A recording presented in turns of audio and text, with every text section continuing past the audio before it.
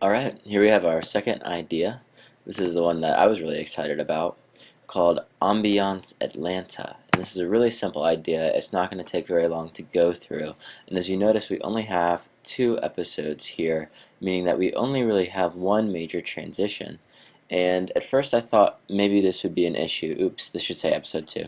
Sorry about that.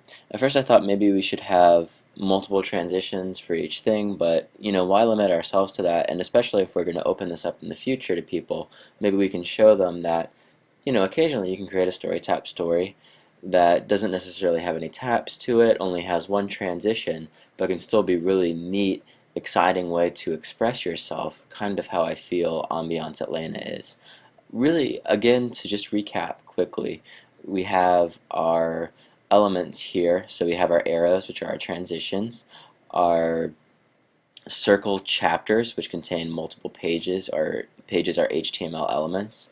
And we have our square chapters, which are the same thing. They contain HTML elements just like the circle chapters, except the circle chapters have a transition at the end, and the square chapters do not. They end your story on the square chapter.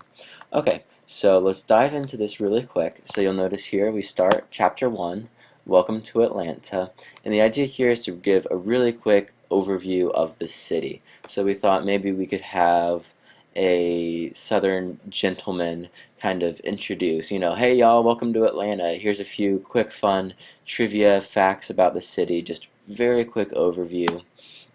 And then where it gets neat is, okay, let's explore. So you give your mood, and here we thought of 4 choices. So we had fancy, nostalgic, lazy, and curious. That's your first option. So let's say here I chose curious, and then if you're curious, you kind of get these 2 selections from there, which really boil down to, are you curious and have a lot of money, you're rich, or are you curious and you don't have a lot of money, you're poor?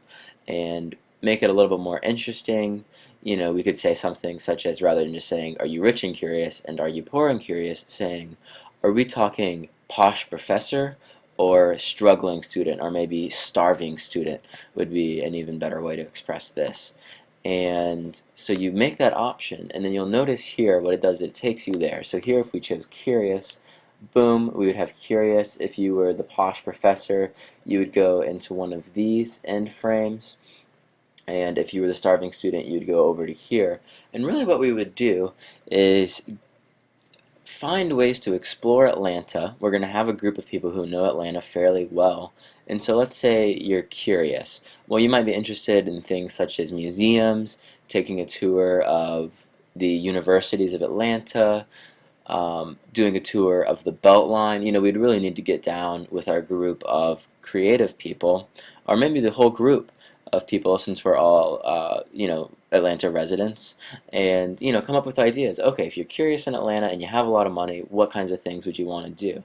And then actually go in and take some nice photographs of some of these areas that you want to go into, and sequentially take your person through those photographs, and even include how to get there and what kind of transportation to use in order to have them do a virtual tour of Atlanta. I think this could be a really cool thing for someone coming into Atlanta for the first time. They could quickly say, oh, well, it's late at night, I'm kind of tired, what can I do here if I'm lazy? What can I do if I've been in Atlanta for a long time and I really want to get nostalgic? Maybe you want to go and have lunch at the Varsity. That's something that comes to mind. Or, you want to do a number of different things. Or you're feeling fancy. Maybe you're feeling fancy and you have a lot of money and you want to go to the Sundial. Or you're feeling fancy and you don't have a lot of money, but, here's somewhere you can go. I can't think of anything off the top of my head. But what's cool is we have this ability too to send out some people on the developer volunteer day, or maybe get some people beforehand to actually go around to these places that we brainstorm and take some cool photographs of these places, and so really just create this beautiful picture book that allows you to feel like you're exploring Atlanta from the perspective of what kind of mood you're in and what kind of budget you have, which is a really interesting idea. And I think it could go a lot of places, even though it's very simplistic and minimalistic. on the transition element it uses. Again, we only have one transition in 2 episodes.